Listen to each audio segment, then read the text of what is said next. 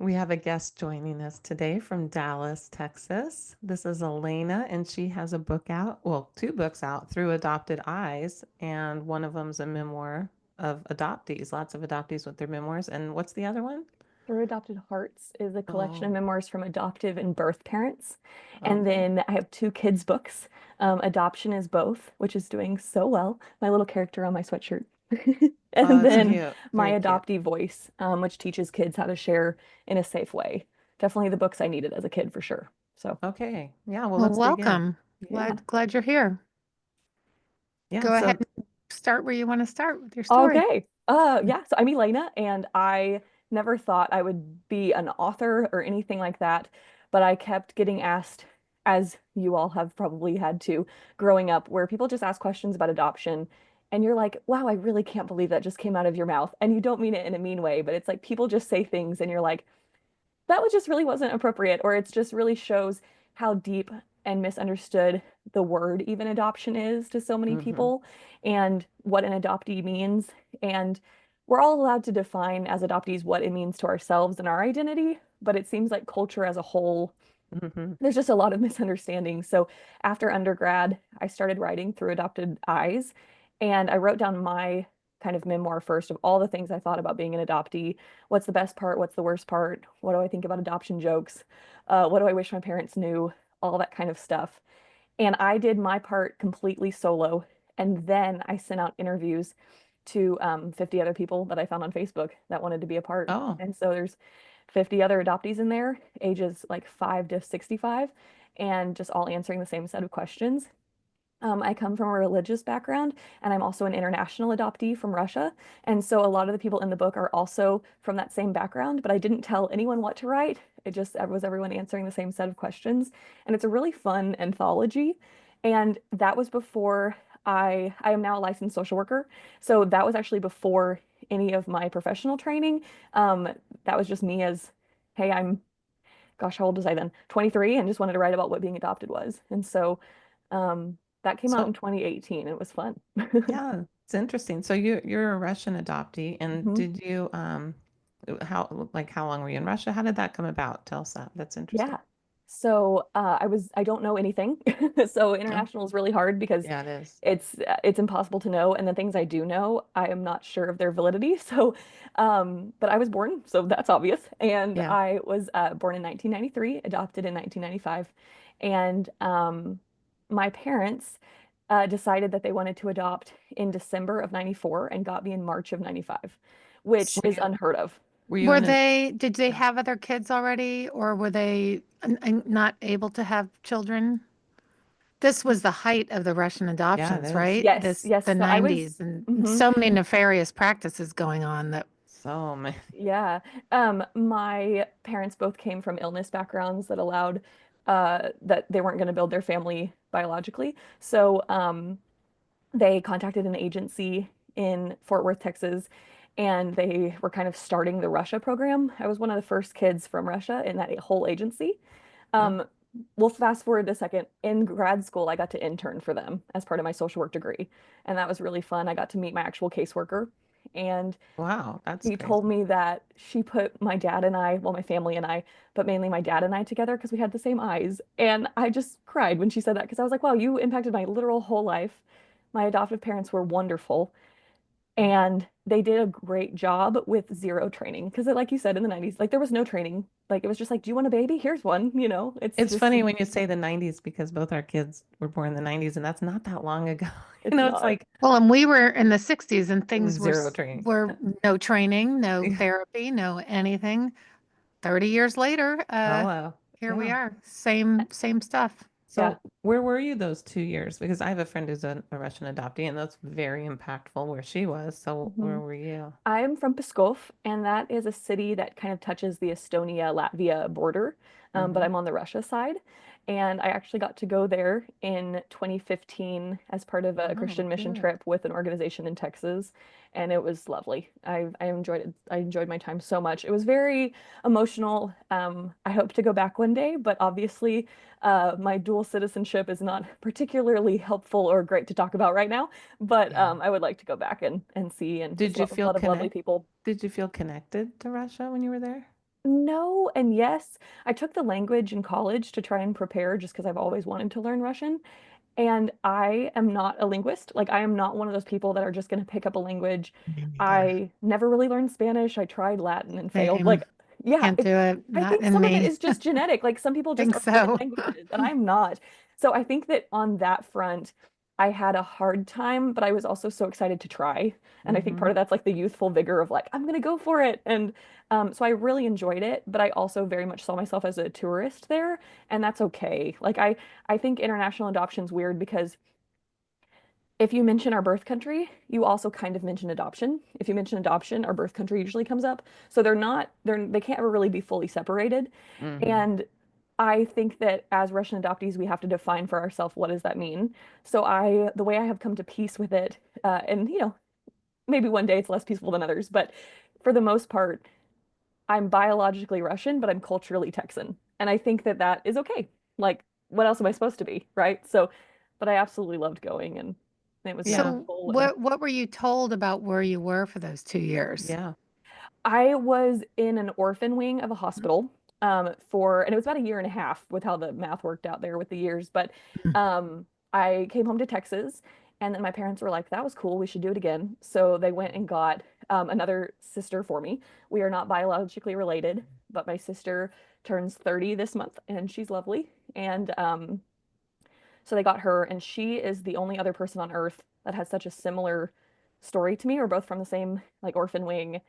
We are both from Russia. We're both raised by the same family. I think she has a healthy outlook as well, but very different perspectives. She didn't care to learn the Russian language. She didn't care to visit. Oh, She yeah. doesn't care to like Interesting. search into anything where I have, but have not been successful. That's okay. And but yeah, she's lovely, and it's just great. So it's kind of fun that I'm really glad that we had each other growing up. Yes. Um, I think the other thing about having a sibling not biologically related to you, actually, I've never met anyone biologically related to me, but having a sibling specifically is that like my sister's really athletic, like stereotypical Russian, like strong, like really, really athletic. I'm more artsy. Um, and so she would be really good at certain things that I was not. And I think that we did not have a sibling rivalry for competition like maybe other siblings did, because I always looked at it like, oh yeah, she has different genes, so that makes sense. Mm-hmm. And so I Mm-hmm. just kind of was like, oh, that's not a burden for me to think about. Like she's just, she's just different in that way. So Now, how was growing up with your parents? Like, were they open about, teaching you anything about Russia or with your story, or how was the narrative, that kind of thing? yeah. Oh, my parents did such a great job, and obviously everyone has their flaws, but um they tried so hard to have us be integrated with Russia, go to Russian restaurants. We have a couple Eastern European restaurants in Texas. We watched the Olympics. It was like a big part of growing up and cheering for both teams. Like it was surface level, but they did a great job and did Yeah. a lot of work. And I always knew I was adopted.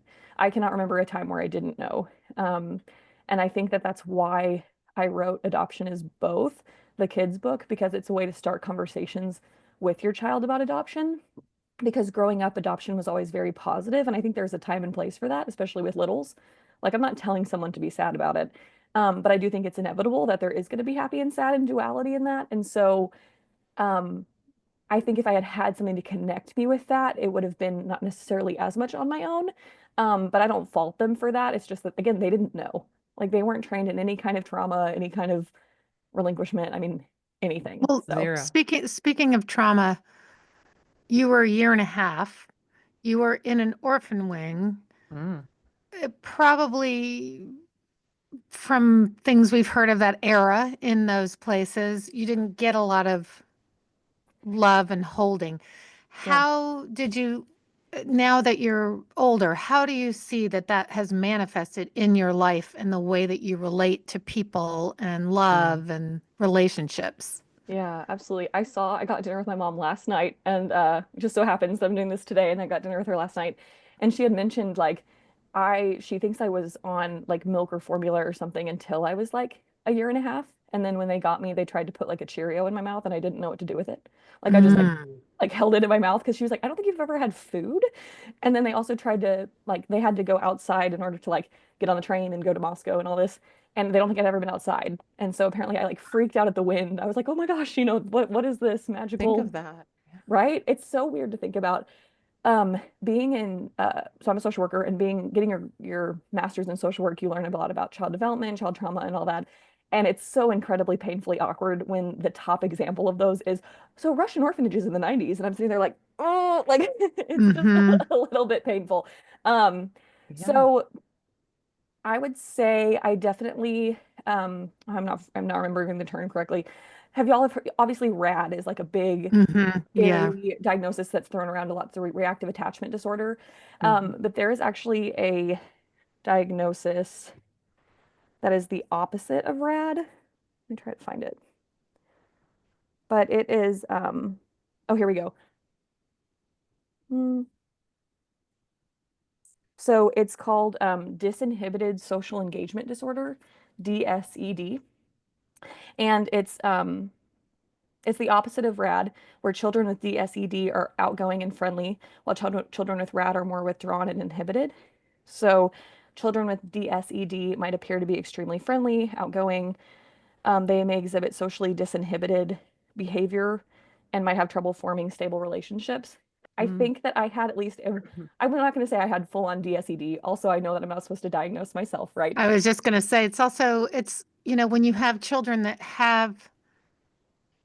are taken, are not with their mothers for whatever reason, who isn't going to have Of some sort of course. thing? So it always feels kind of a scapegoat to me to diagnose children Hmm. like that. Absolutely. So I think I can see patterns though of that where I'm so outgoing anyway. I love personality tests. I've done extrovert tests. I'm like the 99%. Like I will out extrovert you. Me too. No, Yeah. you and I can compete in that area. Perfect. I'm like, But Sarah's pretty outgoing. perfect. Game on. But I can see like habits of that. But I wasn't unsafe, and that's part of why I wanted my adoptee voice, that book to come out, because it's like who's safe to talk to? Because I would go up to anybody in the grocery store and be like, "Hey, I'm adopted from Russia," and they'd be like, "Cool," and I think looking back, it's like, okay, let's not necessarily dial it back, but let's redirect into it being a safe way. But I've always been able to have wonderful, stable relationships.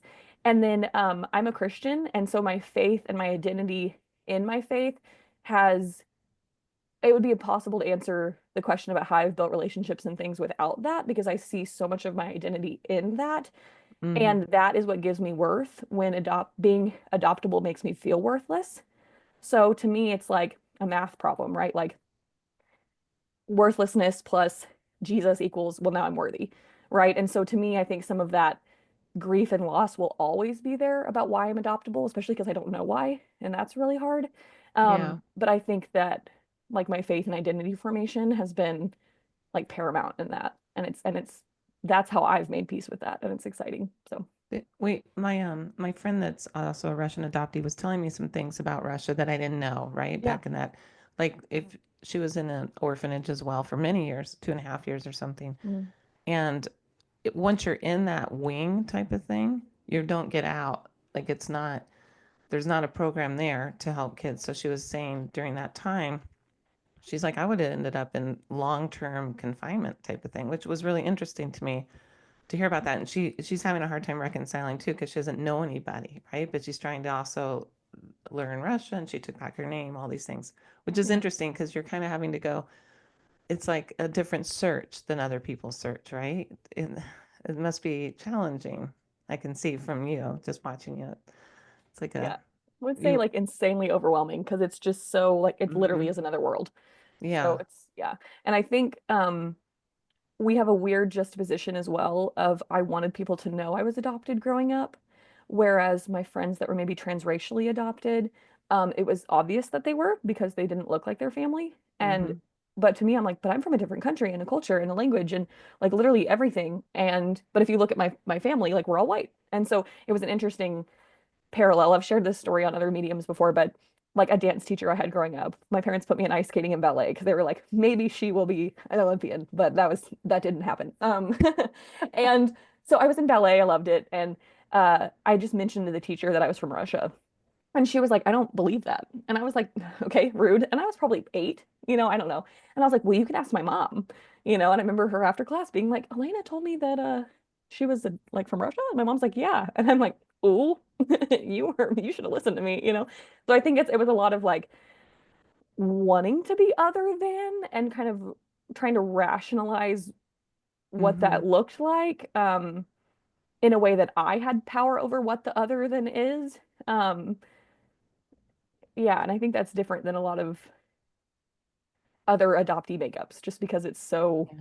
confusing. So, Did you and your sister talk about it growing up? yeah, we as a family talked about it, but it was just hard because I was so much more and still am so much more open about being adopted, whereas my sister, it's more like a fun fact. Whereas to me, it's like I want to know about like the deep longings of everything. I want to know and find people. I want, just all of those things. Um, but we've talked a lot more as adults.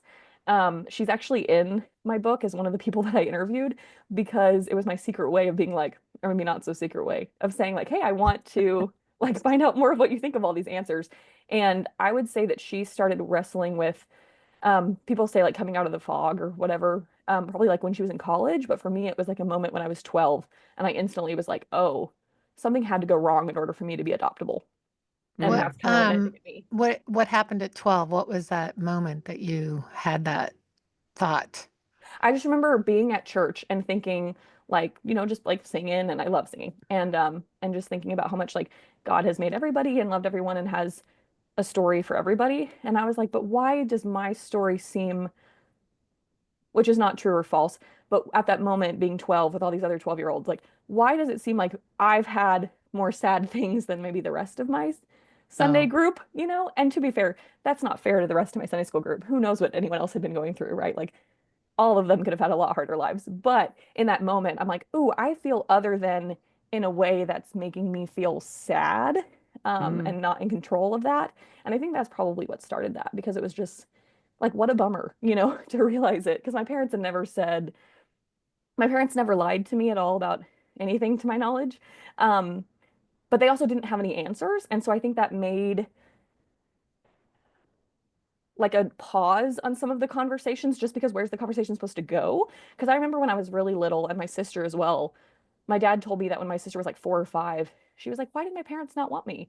And my dad was like, well, I think they wanted you, but now you're here with us. Because it's like, what do you say when you don't know anything? You don't want to villainize anyone, but you don't want to victimize them. Like, I think my parents just did the best with being like, we don't know. And I always tell adoptive parents like I don't know is an appropriate answer as long as it's true.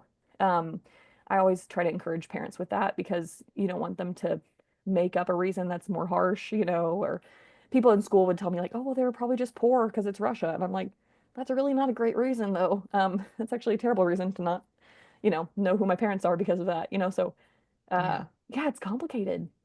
It So is complicated. It was interesting. You said you had a lot of transracial adoptee friends because you're from a younger generation, obviously, than we are.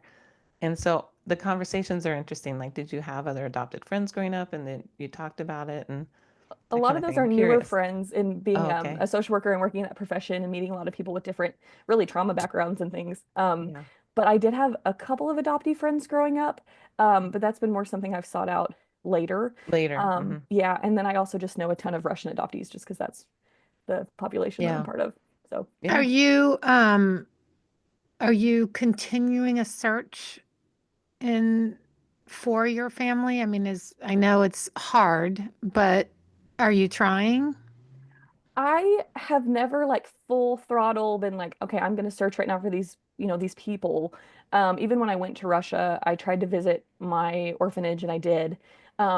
But even then it was like, I don't know where to go from here just because again, I just don't have much.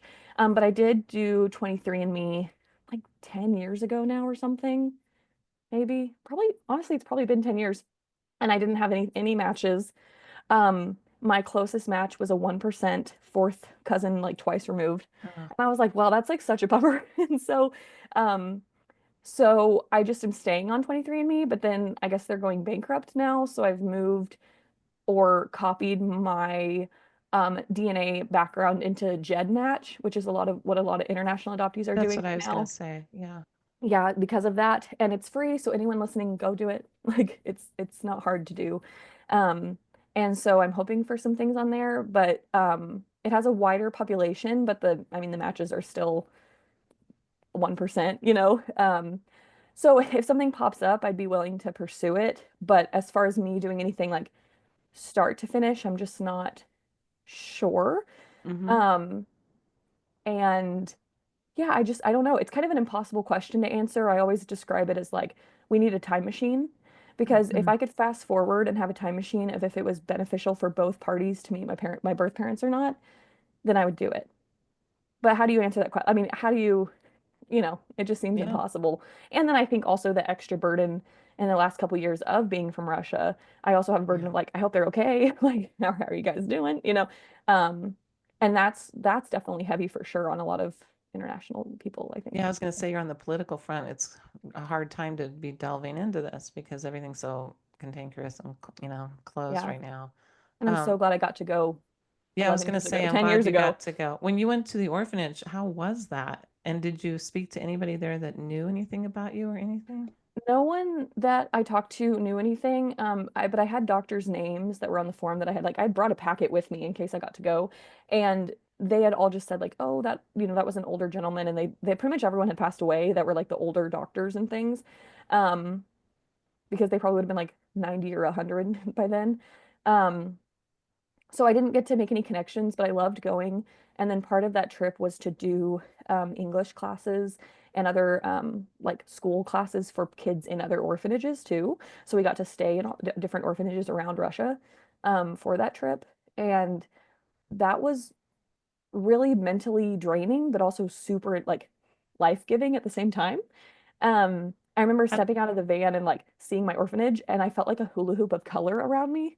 And it was just like oh, really cool to just kind of have some peace about it. And I think that's kind of where I landed with that trip, even though feeling other than I was hoping, kind of like how you asked earlier, like, did I feel at home there? And it's like, yeah. no, I very much felt like a visitor. But I did have peace about it. So It must have been hard to see the kids living there and stuff. I mean, it's, yeah. And I yeah. couldn't tell them who I was because I didn't want to give them false hope, you know? Mhm. So all of them were like, so Elena in Russian is Yelena. So Uh-huh. E's are like yeah sounds. Uh-huh. So Yelena. And they're like, Yelena, like, why do you have, they're asking me in Russian, like, what you have a Russian name? Like, um, and I was like, yeah, that's crazy. Like I couldn't, That's what I was going to ask you. Yeah. Did your parents keep your name? So, my first name, Elena, is Russian heritage, but it's not my birth name. My birth Oh, name is Svetlana, and that is now my middle name. And then when I Yeah. got married, I dropped my maiden last name and then my new last name because I wanted to keep Svetlana. So, I love That's that. how we follow you on Instagram, isn't it? Yeah, Yeah, yeah, Svetlana. yeah. And then my sister, her first name was also Svetlana, and because we weren't blood related, so she was also Svetlana, and that's her middle name now as well, and she kept that after getting married too. So we both just, Okay. I think it's really smart. And then Laura is technically also a Russian name, so I just love that my parents had that insight to keep heritage for both places there. Yeah, don't you wish they knew? Like, that's the thing. Because they do sound like well-meaning people, right? So it's like if they don't, if too bad that we are not more educated, right? That to know more for you. I'm glad that you're doing this work for younger kids coming in and parents because adoption's still happening. So, Yeah, it's a lot. I I- met my a husband lot. working at a foster care and adoption agency, and that was really fun. And those kids were just awesome and wonderful. And I work more in healthcare for social work now, but um, I'm so like proud of the work that we did there and seeing some of And the do you common have themes. kids now? Not yet, but I will in a couple months. Oh, oh, right. I whoa. remember that because of your, Yeah, so we were trying to move you at one time. You're like, no, I'm having a baby. I I remember know I this was like, now. I will be unavailable. So I Yeah, haven't announced it on Through Adopted Eyes yet, but I will soon. So that's so exciting. yeah, I think That's that's gonna be Uh, big for you. yeah. Yeah, I I was have a just gonna say feeling. that'll be a probably a profound experience for you. It's, your very first biological connection. That's how it was for the two of Yeah, us and many others. So Do you feel like it? I hope we get a follow-up from you to tell please. us how it is and all of that Oh, stuff. I'm so excited. I'm so excited. It's a boy, and I'm just excited. I had read that on y'all's bios as well for y'all's websites about how that was just like such a big moment for you guys. And my sweet husband, I told him I was like, I'm gonna not be okay. I just need to let you know, like, this is gonna. I'm like, I don't know how I'm gonna react. I'm gonna be silent. Am I gonna laugh? I'm gonna cry. Like, I just need you to know that like you need to prep the nursing staff that I'm gonna be absolutely, absolutely losing it among everything else. So, It's like yeah, just really every mom thankful. having a baby is there, and then you add this level, right? It's a whole, Hmm. and you really don't know anything. You know, you have a much harder journey to figure it out, and so this is so big. Please Yeah. keep us in touch. I will. And Yeah. my sister, she had her baby. He's 15 months old, and he just looks exactly like her. And it's just Mhm. the sweetest thing seeing her be a mom. And I am interested to see. I don't think it's healthy. I'm not a parent yet, but I don't think it's healthy for parents to put any expectations of their child healing them at all. Like that's not a No, kid's job. The kid's job is not to heal their parents at all. But I do think that there'll be a healing quality of me becoming a mom, and I'll phrase it that way, in just some of that longing. And I don't think it won't solve the grief and loss because that's always going to be there. But I am so excited. So, oh, yeah, it'll be That's yes, exciting. so great. Thank you so much for coming on and yes, being awesome. vulnerable and open and telling your story. And we want to put the link to all of your books in our show notes. Yes, So please make sure to send all that to us. And yeah. yeah, thank you I want to so talk to you in much. like a year. In fact, we're going to start doing some follow-ups with people, Yes, so we might yes, follow up with you. I would love that. We can have a mom episode. yes. Oh, that's true. All right. Yeah. Thank you, Elena. Thank you, You're Elena. Love welcome. Thank meeting you for you. having me.